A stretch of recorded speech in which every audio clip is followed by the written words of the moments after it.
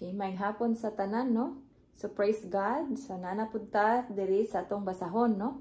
Sa Biblia. Magbasa ta sa Biblia, nana ta sa libro sa Levitico chapter 12, no? So layo-layo na ta igsuon, no? So salamat sa Ginoo, no, sa kahigayunan nga kita makaabli gihapon ang Biblia. Kay kabalo ba mo igsuon nga dunay mga parte sa kalibutan nga dili gid sila makaabli og mga Biblia, no? Kanang sa mga communist ba nga lugar, no? Kaya dakpon sila nya patyo ng uban kung masakpan. So kita free ka ita nga magbasa sa pulong sa Ginoo. So atong tagaanog kanang higayon, no, na mulingkod maminaw sa pulong sa Ginoo kay kanang pribilehiyo kaayo ta igsoon nga wala dili ta ginapangita, dili ta ginadakop kung mubasa tag Biblia. Mao gyud niya ang atong pinaka-importante bitaw sa atong kinabuhi. So karon na ta sa chapter 12. So before ta magsugod, no, magampo ta. Hallelujah. Dalaygon og mahimayaon namo nga Dios. Salamat kaayo Lord nining takna sa kahaponon ay pray Ginoo ikaw magapanalangin bisan pa Ginoo katong maminaw motan-aw sa video Ginoo mahitungod sa imong pulong. I pray Lord nga ikaw mamuhat silang kasing-kasing. I pray Ginoo nga pinagi sa imong pulong Ginoo malamdagan among nahuna og kasing-kasing Lord nga makaila kami kung kinsa ug unsa ikaw nga Dios sa among kinabuhi. Lord, thank you kaayo ikaw among ginaimbitahan karon. O mong balang espiritu Ginoo among ginaawhag nga mamuhat Lord sa mong taliwala o God, sa mong kinasuluran Ginoo, sa mong kasing-kasing. Lord, bag-uha kami nga mahimong uyon ang among kinabuhi Lord sa imong mga pulong. Dalaygon ka sa walay katapusan, kining tanan akong pasalamatan pinagi sa ngalan ni Jesus. Amen og amen. Praise the Lord, no? Okay, so actually kining chapter 12 mubo ra kay siya igsuon. So hopefully padayon ta, no? So mao ni ang chapter nga nagahisgot sa tulumanon mahitungod sa bag-ong nanganak. Oh, na sila yung mga rules, no? Mga tulumanon. Okay. So sa chapter 12 ni verse 1 ingon, ang Ginoo miingon kang Moises, sultihi ang mga Israelita nga kun ang usa ka babaye manganak og batang lalaki mahugaw siya sulod sa 7 ka adlaw sama ra nga hugaw siya kung siya dugon. So kung dugon ang babae or mga anak siya lalaki, batang lalaki, hugaw siya sa 7 ka adlaw. So kuan ka ilahang kuan sa no? Okay, verse 3. Sa pagka ikawalong adlaw, tulion ang bata. Gamay pa kaino kay ikawalong adlaw pa tulion na. Okay, 4. Verse 4. Unya ang inahan mohulat og lain pang 33 ka adlaw una siya mahinlo sa iyang dugo. Kinahanglan nga dili siya muhikap sa bisan unsang butang nga balaan o musulod sa balaang dapit samtang wala pa matapos ang pagputli sa iyang kaugalingon. So kailangan pa siya magpa-purify. O 33 ka adlaw. Okay, verse 5. Apan kun manganak siya og batang babaye, mahugaw siya sulod sa 2 ka semana. Ingon sa iyang pagkahugaw kung siya dugon og muhulat siya 66 kaadlaw una siya mahinlo sa iyang dugo. So doble ang iyang iyang kumbaga iyang adlaw kay kung lalaki 33, kung babae 66, ano? So mas dugay kung babae ang iyang anak. Okay, verse 6. Kung mahuman na ang panahon sa iyang pagputli nga iyang gihimo tungod sa iyang pagpanganak, magdala siya ngadto sa pari og nating karnero nga usa ka tuig ang kagulangon aron gamiton nga halad nga sunugon og usa ka tukmo o salampati ingon nga halad tungod sa sala dito sa pultahan sa tulda nga tagbuanan. Okay, verse 7. Ang pari maghalad niini sa tubangan sa Ginoo og himuon niya ang seremonya sa pagpapasasala alang sa babae ug ang maong babae mahinlo sa iyang pagpanganak. Mauki niyang balawd alang sa manganak. Verse 8. Apan kung dili siya makahimo paghatag og nating karnero, magdala siya og 2 ka buok tukmo o 2 ka kuyabog nga salampati. Ang usa gamiton nga halad nga pagasunugon ug ang usa gamiton nga halad tungod sa sala. Ang pari maghimo sa seremonyas sa pagpapasasala alang kaniya ug ang babae mahinlo. Hallelujah, no?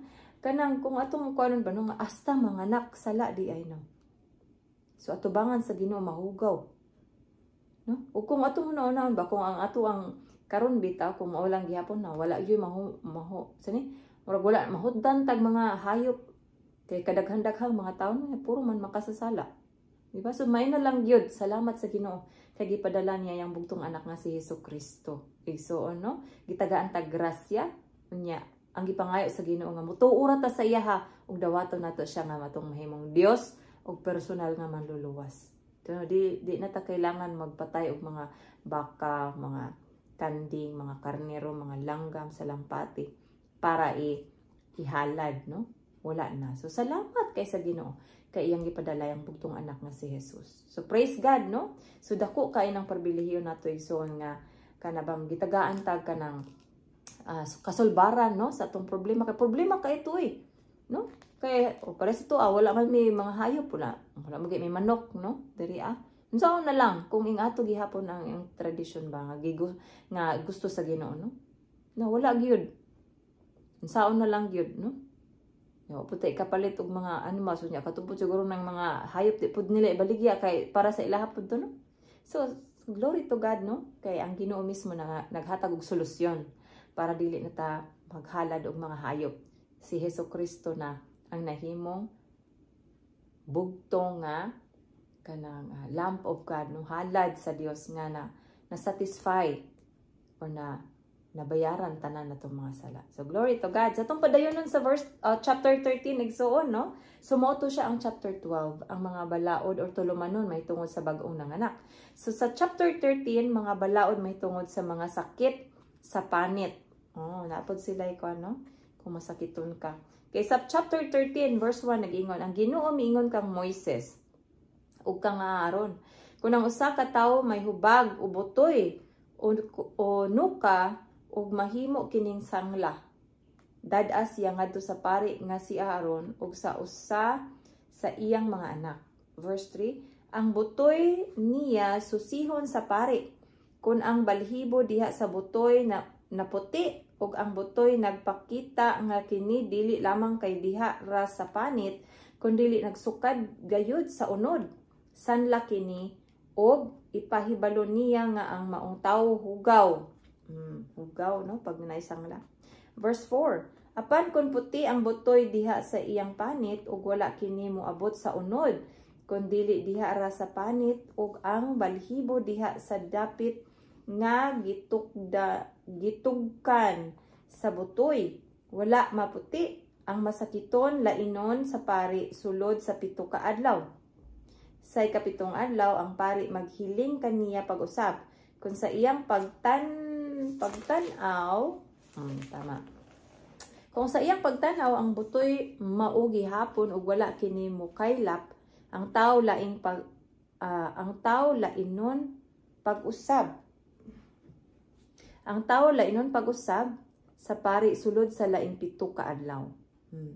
Sa ikapitong adlaw, ang pari maghiling kaniya pag-usab ug kun ang butoy mikupos na ug wala mukaylap, ipahayag sa pari nga siya hinlo ug kininuka lamang.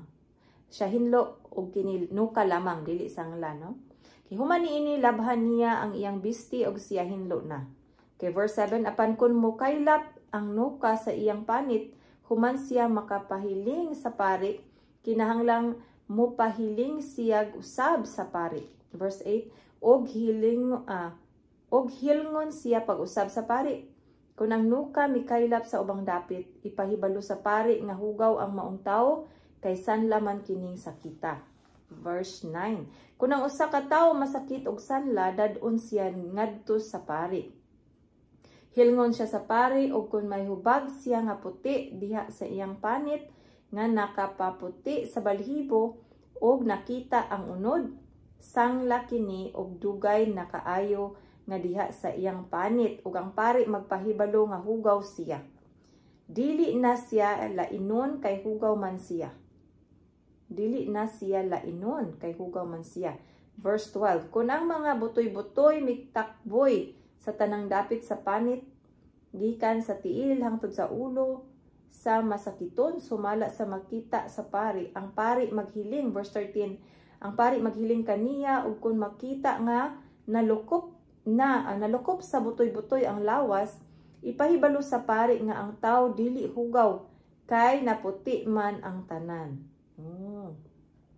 So kung maputi tanan niyang lawas gikan sa ulo o gikan sa ulo hangtod sa lapalapa, no? Kung nalukop sa butoy-butoy ang lawas, ipakahibalo sa pari nga ang tao dili hugaw kay naputi man ang tanan. Verse 14, apan kung makita ang iyang unod, hugaw siya. 15, hilngon sa pari ang makita nga unod og ipahibalo niya nga ang masakiton hugaw. Hugaw ang unod nga nakita kay sangla kini. Okay. Verse 16, apan kung ang unod naputi na usab, muadto siya sa pari ug ang pari mohiling kaniya pag-usab. Kung ang mga butoy-butoy naputi na, ang pari magpahibalo nga dili siya hugaw. Verse 18, kung ang usa ka tawo may hubag sa iyang panit sa lawas nga naayo na, ug sa nahimutangan sa hubag, mitungha ang laing hubag nga puti o huboy nga puti nga umay pagkapula-pula, ipakita niya kini sa pari ug ang pari mohiling niini. Kon makita niya ang kini miabot sa unod ug ang balahibo diha niini nga puti, ipahibalo sa pari nga hugaw ang maong tawo kay may sakit siya nga sangla nga naggikan sa hubag. 21. Apan kung inighiling sa pari niini, makita niya nga ang balhibo wala maputi ug dili kini dulot sa unod ug labot pa mikupos na, lainon siya sa pari sulod sa 7 ka adlaw. 22. Kung mukaylap kini sa ubang dapit sa panit, ipahibalo sa pari nga hugaw siya kay masakiton man siya. Verse 23. Apan kung ang huboy niya magpabilin sa nahimutangan niini ug wala mukaylap sa ubang bahin, ulat lamang kini sa hubag, busa ipahibalo sa pari nga dili siya hugaw. Okay, verse 24. Ug kun ang usa ka tawo may paso diha sa iyang lawas ug nakita ang unod niini ug pula puti o puti ang buhok niini. 25. Hilngon kini sa pari. Kun ang mga balhibo sa dapit nga mihuboy na nga puti ug ang mihuboy nagpakita nga kini dili lamang kay diha ra sa panit kundi miabot na sa unod, sanla kini nga mitungha sa paso ug ang pari magpahibalo nga hugaw ang maong tawo. Verse 26, apan kung inighiling sa pari niini, makita niya nga ang mga balhibo sa dapit nga mihuboy wala mga puti ug ang mihuboy wala moabot sa unod kundi diha ra kutob sa panit ug kini usab mikupos na, lainon siya sa pari sulod sa 7 ka adlaw.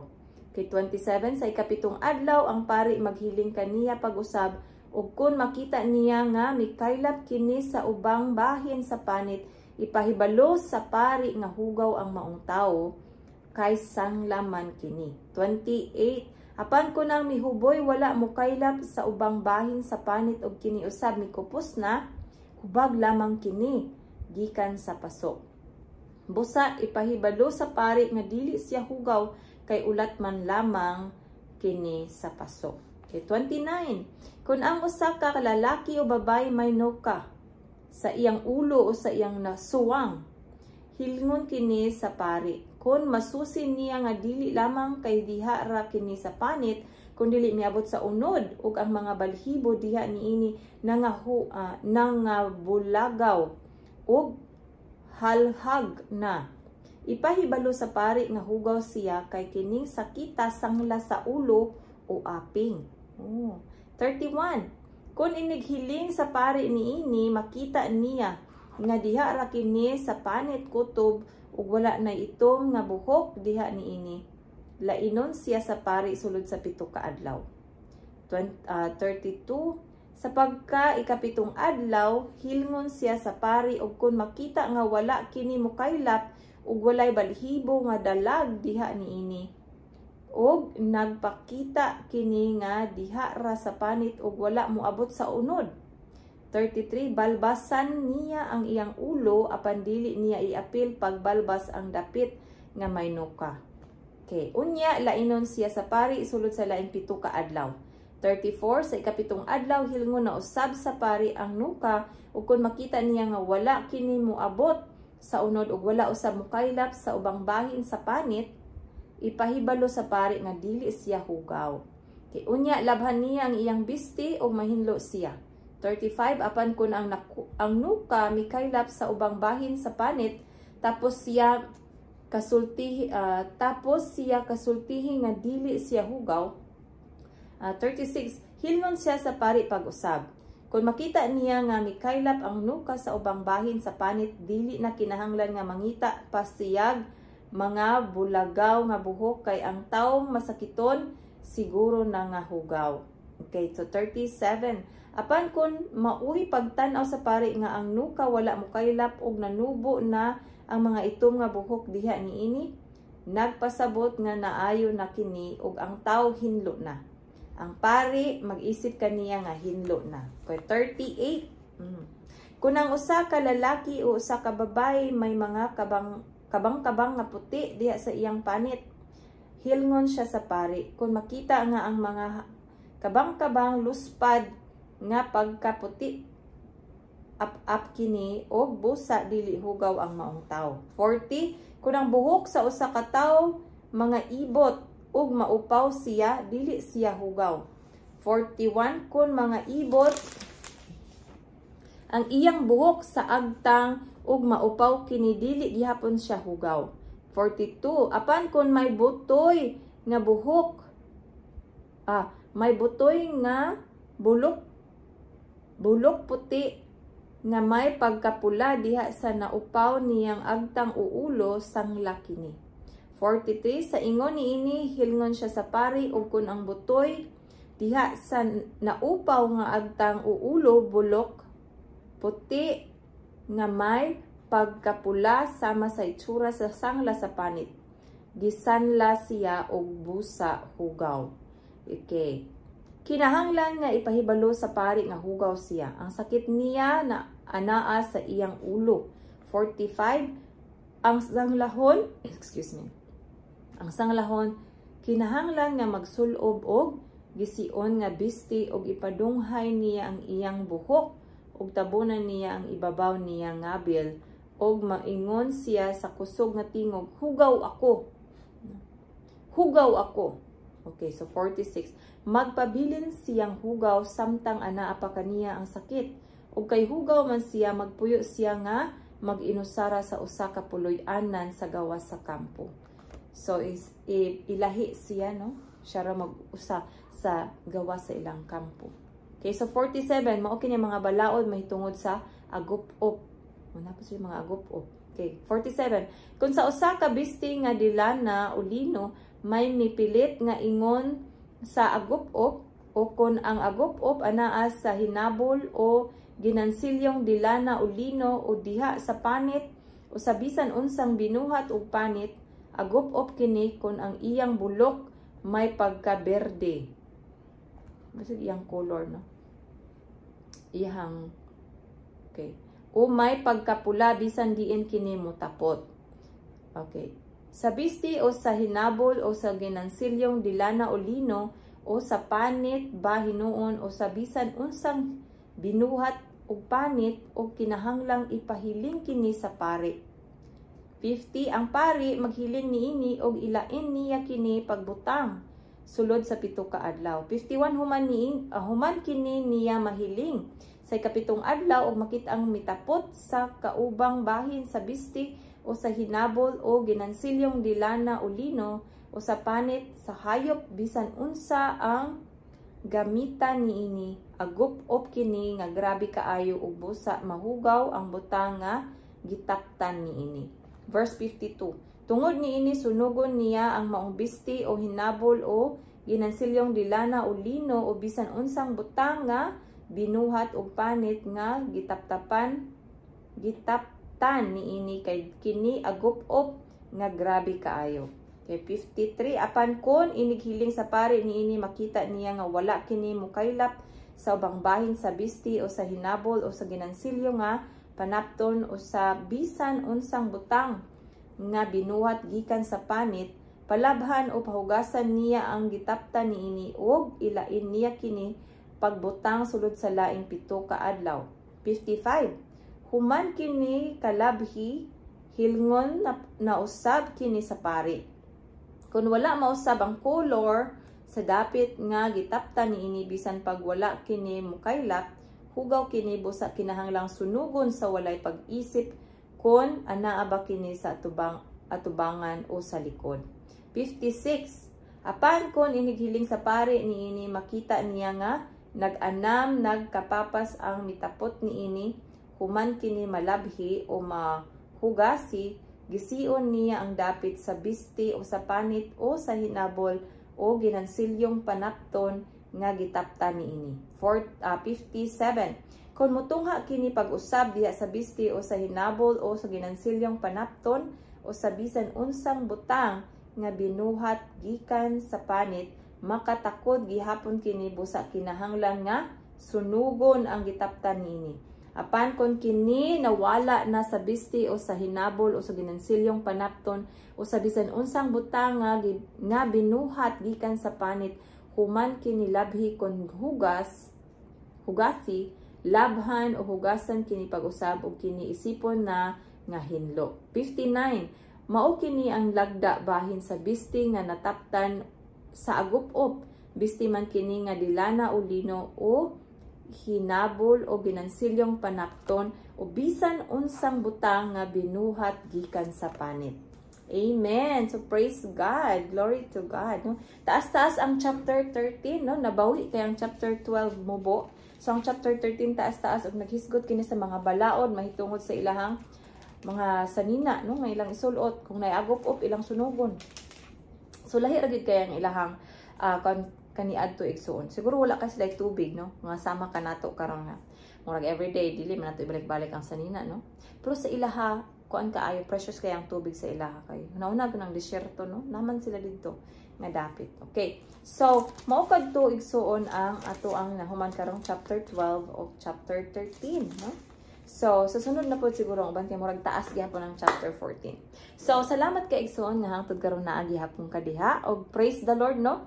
Kini siya ato lang ning siyang mga kanabang ato ang tawag ani balikan, no? Ang mga kanang kaagi sa atong mga kaninuan, no? Sa mga tao dito sa Israelita, no? Mga Israelita kaniadto diri sa Bible sa Manila Abraham.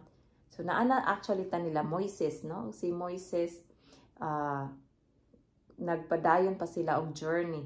Unya mo ni ilahang mga part, no, nga ilahang ginatuman, no, sa ilahang pagpadayon og kanang journey sa desierto para maadto sila sa land of promise or katong gikuan sa Ginoo nga maadto sila sa katong land with honey and milk sa gi-promise sa Ginoo nga lugar, no? Diin ang iyang ihatag sa mga Israelita. So, salamat kay igsoon, dalaygon ang Dios sa walay katapusan. So, kining tanan, dili lang siya information, pero ang history ni sa to ang, kanang sa to bang pagtuo, no? Nga, ang ilahang kinabuhi kaniadto do lahi, pero sa matag Ginoo nga itong gialagaran. Siya ang Dios nga, gamhanan nga Dios, o aduna gayud siya kanang naba siya bay linya nga gibutang, no, nga kung unsang dautan o unsang maayo. So mao na ang siyang pinaka kuan na ato ang dapat mahibaluan igsuon, no, kung unsa ang gustos Ginoo unsay dili gustos Ginoo sa atong kinabuhi. So dalaygon ng Dios igsuon sa walay katapusan ug hangtod sa higayon kita na usab ta. Salamat kaayo, dalaygon ng Dios.